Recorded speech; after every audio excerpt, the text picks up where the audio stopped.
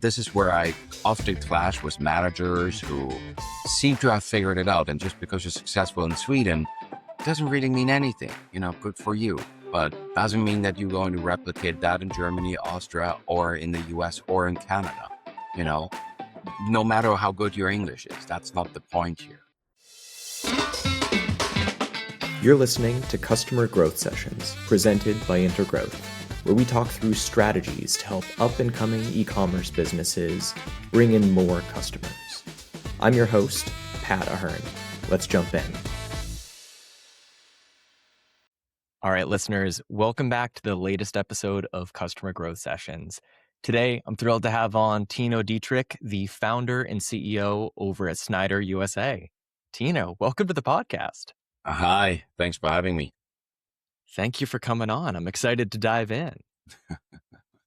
Good.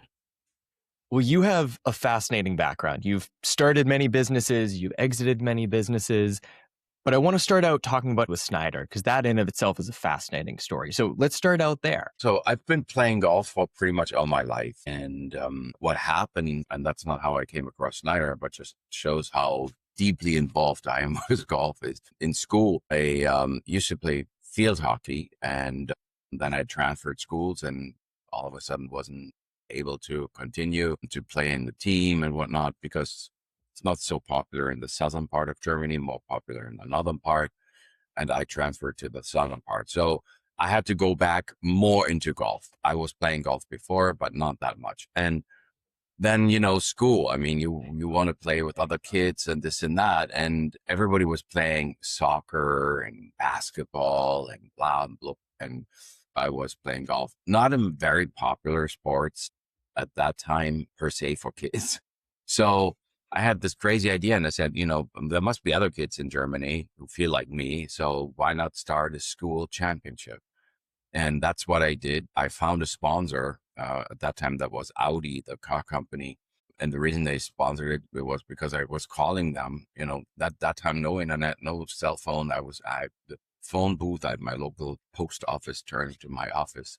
I was like 15 years old. And I was calling them so many times that at the end, I ended up with the CMO and he said, do me a favor, you're not calling here anymore. And I will become your sponsor. Okay, but just stop calling. So that today is the German Amateur Championship. So that turned into the official German Amateur Championship because there was no amateur per se nationwide championship, which again, 40 years ago, golf different. But the German Golf Association stuck with me because still until today, if you want to play golf in Germany, and this is the important part for SNYDER, you will have to become a member if you want to play different courses and whatnot of the German Golf Association. You get a little membership card and blah, blah, blah, blah, blah. You have to join a club, join any organization around your hometown.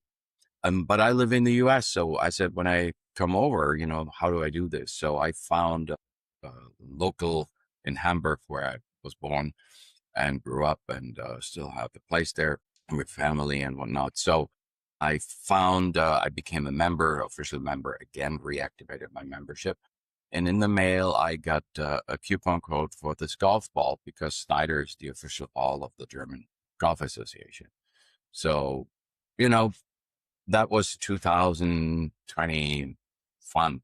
And the reason I started playing golf again, I was really sick and really, really sick. I ended up in the ICU and whatnot. So wasn't good. And I had to get active again. And, I couldn't start running marathons or whatnot or Ironman right after COVID. And golf was a good alternative.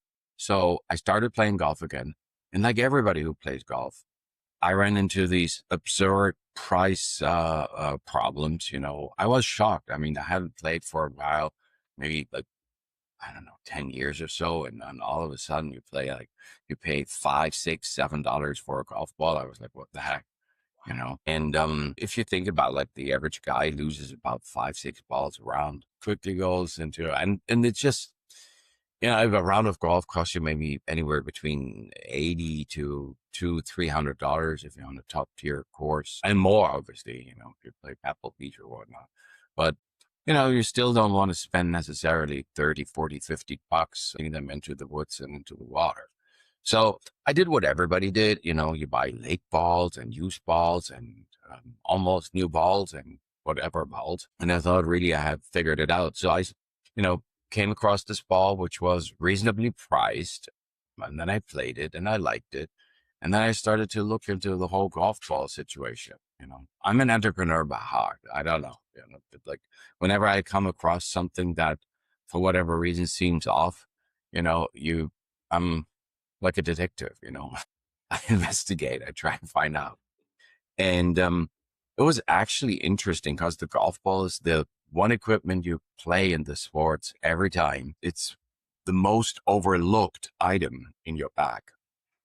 People play random balls, they find anywhere, and they don't understand that they could also just play stone or I don't know, anything else. Because a golf ball, after it gets, into the woods or into the water, it begins to transform and not to the better, obviously. So you shouldn't play lost balls. You shouldn't play lake balls. You shouldn't, I don't know. And that is really how I started then talking to the company, calling them up and asking them if they would be interested to expand into the US. And that's it. And here I am. One of the things I want to dive into, and I know one of the big themes we're going to hit on very deeply is operations and logistics. But before we talk about that, I'd love to pick your brain on, I'll use the term entrepreneurship. So finding an established company, helping them to expand into another market. I think there are a lot of entrepreneurially minded people who would find that to be a really appealing solution. If they can partner with an established brand, help them to expand into a market they're not present in. So how did you go about setting up this partnership with Schneider, ending up becoming the head of their US operations? Well, first of all, it's not even that I joined that company. It's my own company. And we literally just, sell their balls and build their brand. Okay. I don't know if I'm employment material, so to say, I have a clear idea, but that also makes it difficult. I think I've been, as long as I can think, always working across continents. So I've worked a lot, many, many years in Asia, many, many years in the US, many, many years everywhere. And I think today, more than maybe 20, 30 years ago, people have a tendency to believe just because I speak English or because I've been in that country, or even I've been doing business in that country, that you understand cultural differences and we all become one big melting pot and it's so easy. And the truth is it's not, every country has its obstacles. And I think there are countries that are really good at understanding that, like countries like Switzerland, where you have a brand like Nestle that is operating across the world in so many different markets, talking to so many different consumers, selling maybe the same or similar product in 15 different ways, shape, or forms, and so on and so forth, right? So I think that is one of the interesting aspects, and Scandinavian countries very much the same, right? Because their home market is so small, so they need to expand into other markets.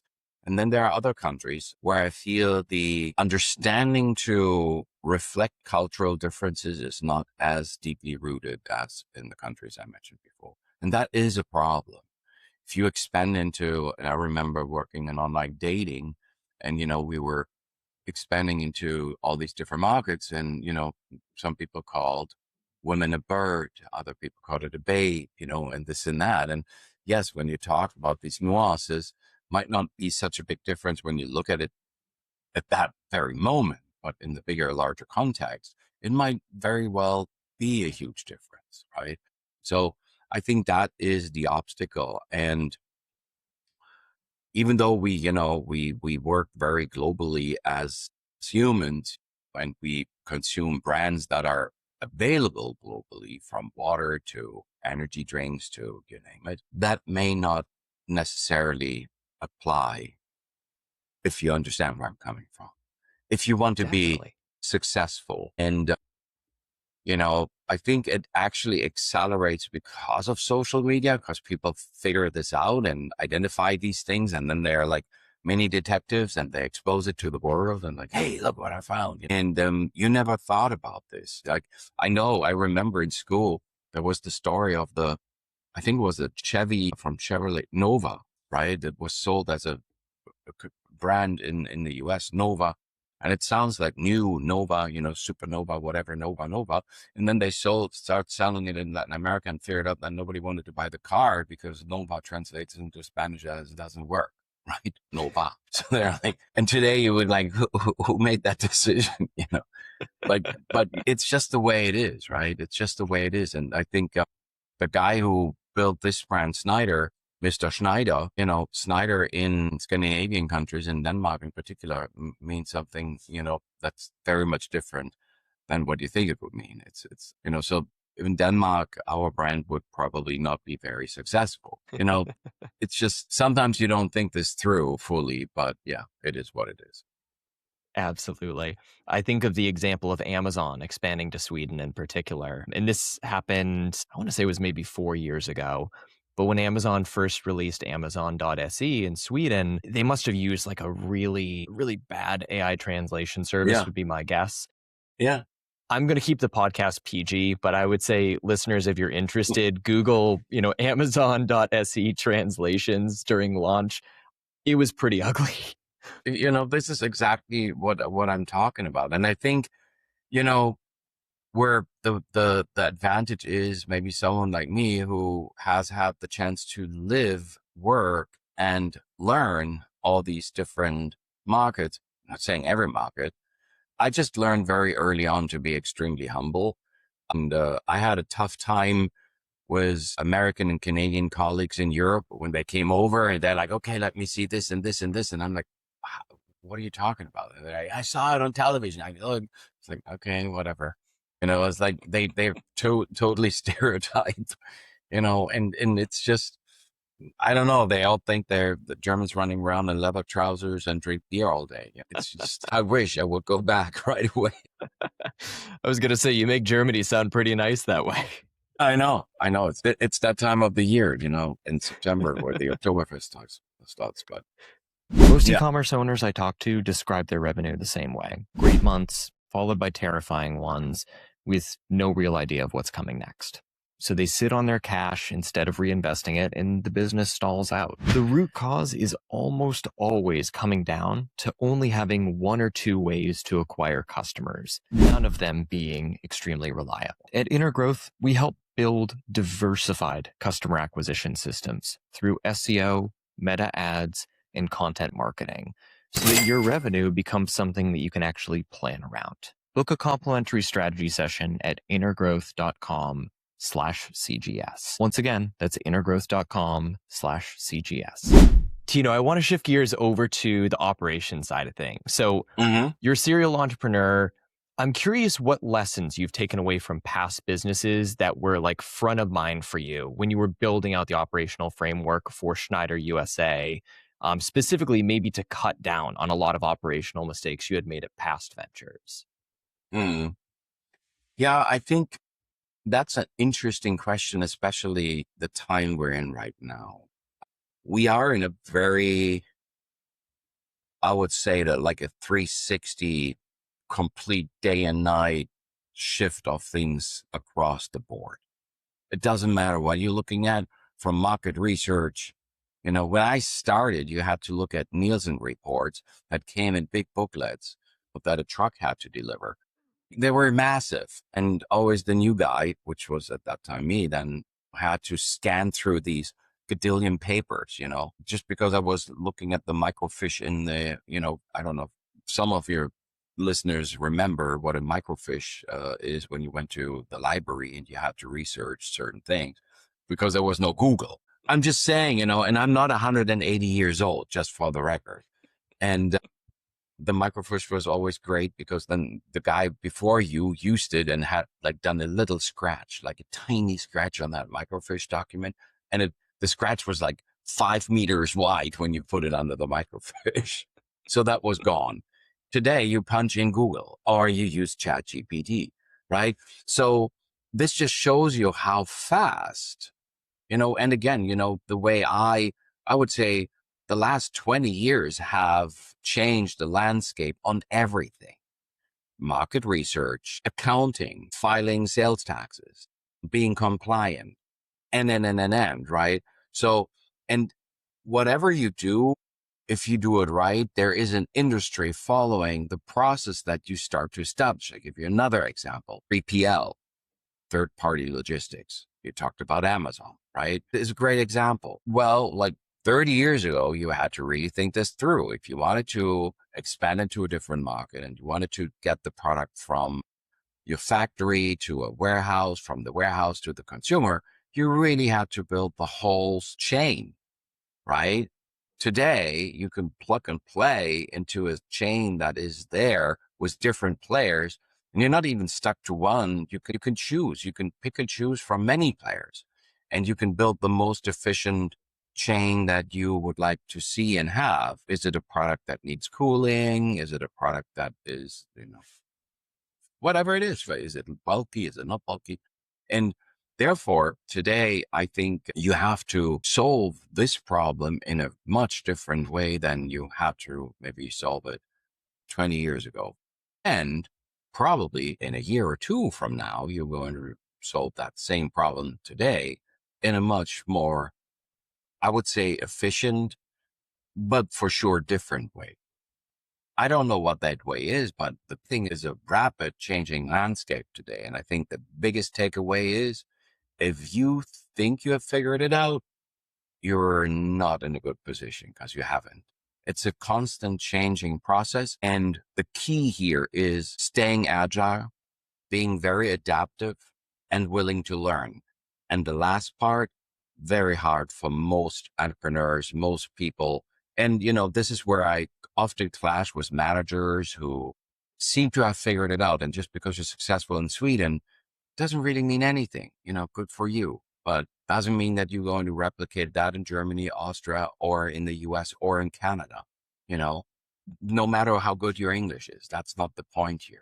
Hey, listeners, if you're terrified about how much your business's revenue comes from Amazon, this is for you.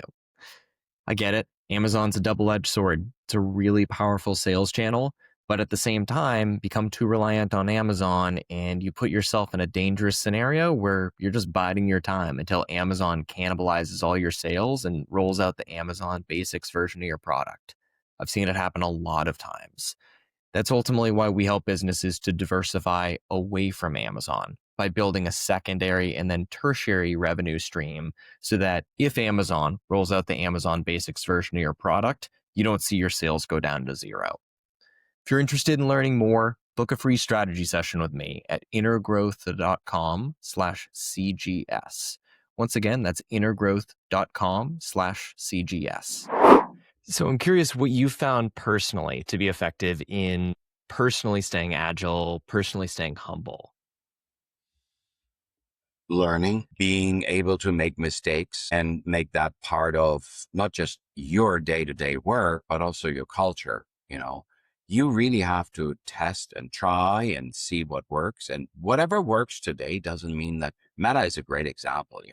Meta, once you were building a campaign and it took you like weeks to come up with a campaign, and then your graphic design team built it and until it was live. It was, I don't know, a few months. And then, that obviously got cut down to faster because people were able to work with Photoshop and whatnot. Boom, maybe just a few, maybe a couple of weeks now. Today, it's just a couple of minutes. And then if you don't follow that process, you're gone. It doesn't matter if you like it or not. That's not even, who cares what you like? That's just the process. You have to constantly run new. There's a thing like ad fatigue, right? What does that even mean? Like, if I would have said that 10 years ago, people would have stared at me and said, what are you talking about, ad fatigue? What is that? You were running campaigns for like weeks and weeks, you remember. Today, you can't do that anymore. I mean, if you have only $50 budget, then maybe you can, because it will take a while. But you follow, like, that's what I'm doing. I'm really trying to adapt as much as I can. And to be honest, I step back into the third row and let other people do it, because I'm not even good at it. And I'm not trying to pretend to be good at it. And I always say, and it's not because I want to flatter people around me. I say, if I'm in the room with all these experts, I better be the most unimportant expert in the room. I'm more of a conductor than the people who can really pull off their shit, excuse my French. But this is why they're there. They are much smarter and better at what they're doing. And that is, to me, is the way it's done. I love it. I get a lot of the same vibes that I got from this book I love to recommend called Turn the Ship Around. And really the whole premise that I took away from it was, as a leader, the best thing that you can do is recognize that on most decisions, you are the least qualified person on the team to decide what to do.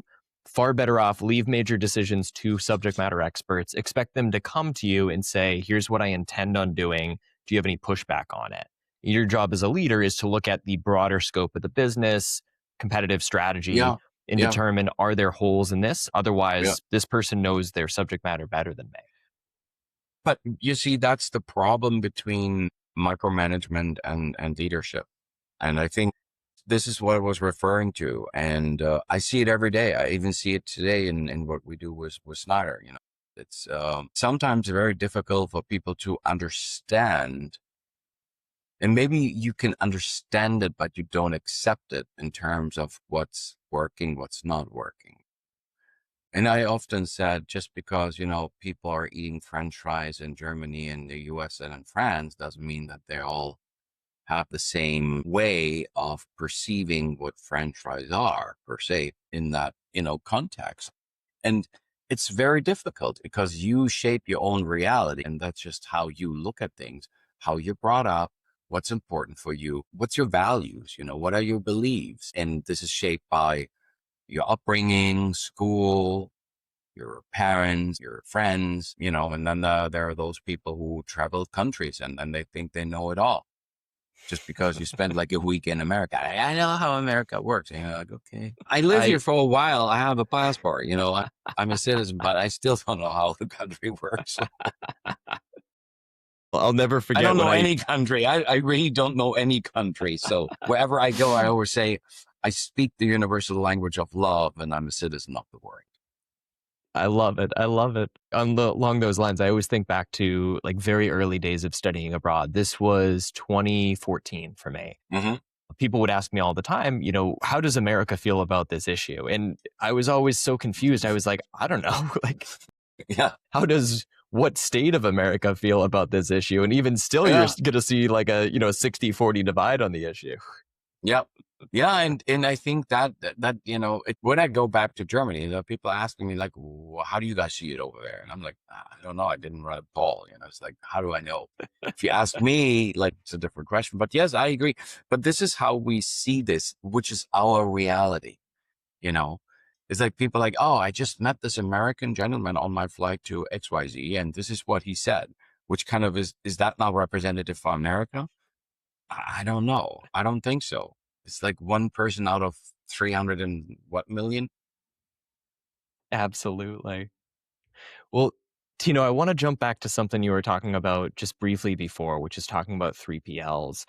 When you and I have chatted in the past, I've been left with the impression that like shipping timelines are extremely high priority for you, getting items to customers as fast as possible.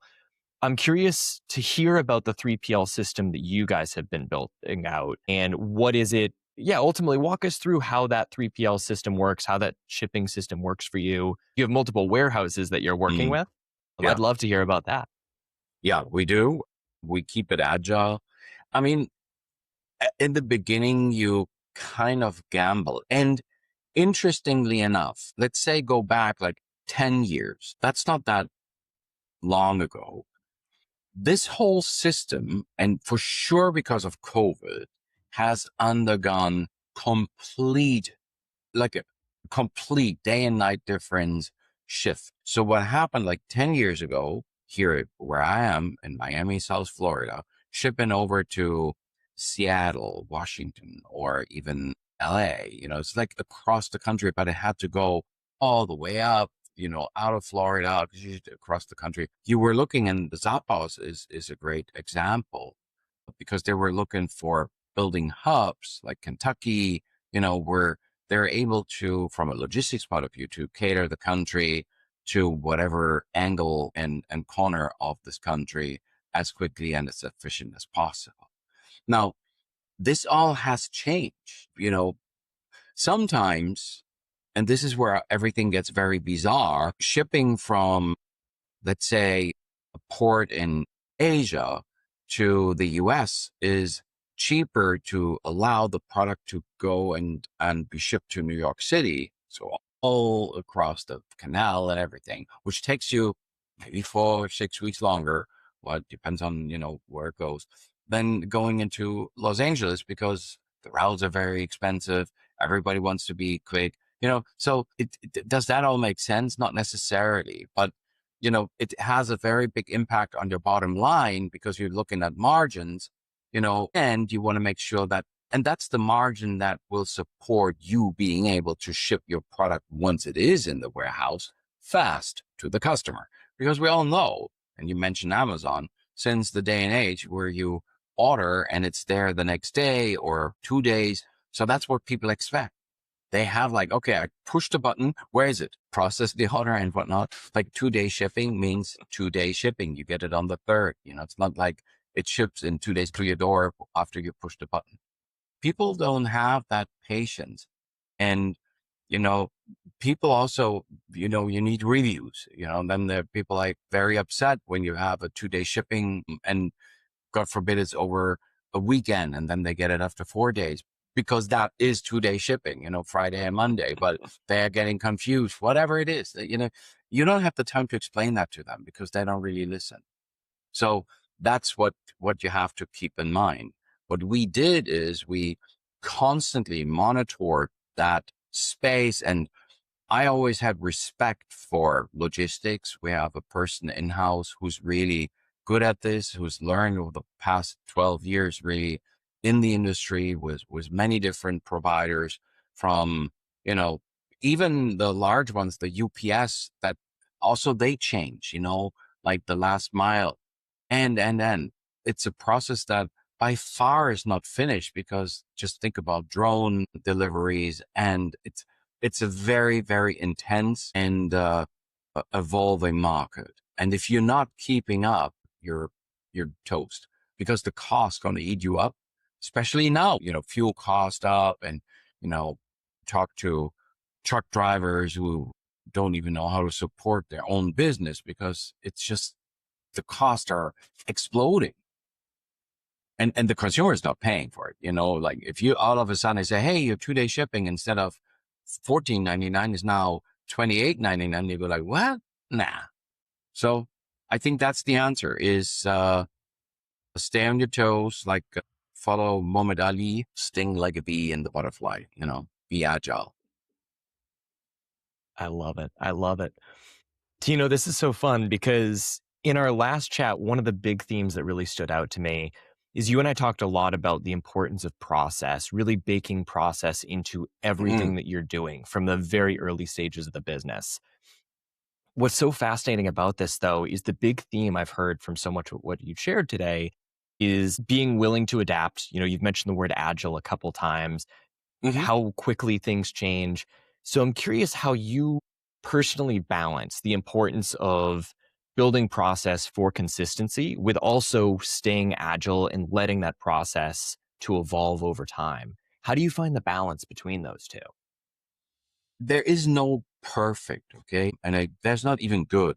And I think that's the saying, like, good is the enemy of getting it done, or whatever it's called, or perfect is the enemy of good. But we obviously always put out an expectation, right? You say, this is where I want to go, 100%. And you need to understand that that does not exist. That in itself is a process, the journey towards that 100% that you never get to. So maybe you only get to 80, 90, whatever it is, right? But you need to understand that that is the process. And the process itself means that you have to have a process, which means you have to have a hypothesis. So we all do something in order to get to something, right? You have an idea. I'm doing this and I expect this to happen. So if it doesn't happen, what do? You look into it, you re-engineer the process, you try and find the failure and you fix it, right? And then you run the next test. And that is how you stay agile, but you still have an overall process in place. So the process to get to a process is a process if you follow along. And that is discipline. There is a tendency for us to try and do too many things at the same time, which really means you're adding too many variables to an equation that at the end of the day does not allow you to rule out anything. If you have a funnel that you're building, or talking about logistics, right? How, if you have you have one existing path and you're changing two variables and the package is not getting there faster, but slower. So which of the two variables you changed had really the impact on the packaging arriving slower? So what do? You're testing. Now you have to go back to a drawing board. You have to take the two out. You have to reestablish them, put in one or whatever, right? So why not do that in the first place and approach it the way, that I said, which is more focused on the essential of trying to optimize the process, which is one, instead of going into all these different directions, you just push into one direction, see if that works, and then you take a next step. I love it. I love it. Well, I think the last question that we have time for today is particularly for founders that are maybe not as process driven. Let's assume it's the founder who, maybe they're doing $1 million annual revenue, $2 million annual revenue. They're kind of let's say they're the person more or less handling all of the back end logistics for the business. What guidance do you have for that founder to help them to start delegating some of these responsibilities? How to maybe think about which processes to document and start delegating first so that they can scale up the business without having it be, they need to 2x the number of hours they put in every week? It's the same thing. Let's say you have nothing, or you have a few processes, which may not even be processes just because you think you do have them, right? So the first thing is really, here's my expectation. This exercise, I'm going to get processes into my business. Okay, so that's your goal. And that starts with the first process. It doesn't start with the first 10 processes. So just pick one. And that might be, how am I, as being the leader, able to create processes in my company? That is the first question you have to ask yourself. You have to then take 15 steps backwards to look at everything from a very high angle, and then try and divide it into whatever it is that you're doing, right? And see if you can identify where you want to start, because you can start. This is where people get confused. They start here and there. They start a little bit here, then a little bit there. And the people around you are getting completely confused because you're talking in fragmented sentences and give them pieces of information that they can't really process in their part.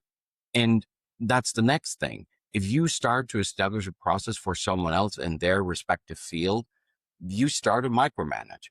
You need to really delegate that to the person. You say, what are you doing? How's your day look like? What can we do as a company? Not what can I do as a leader? That's not important. What can we do as a company for you to be more efficient in your day-to-day work? And then you will see there's so much inefficiency where people are like, if this would just be taken care of, I would actually have 2 more hours to really do what I need to do, because Susan is never doing that. And it would be so much better if Susan would actually do this, follow through, do the last 5 yards, then I have the finished thing, blah, blah, blah. She gives me the report and she's always not telling me cost per unit, so I have to go. Susan.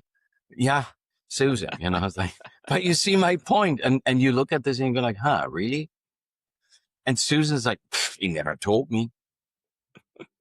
And you're like, well, but Susan, but I think the challenge today is that we're not always all in one location. So the water cooler talk that used to work greatly, like, hey, Susan, since I have you here for the coffee, can I ask you something?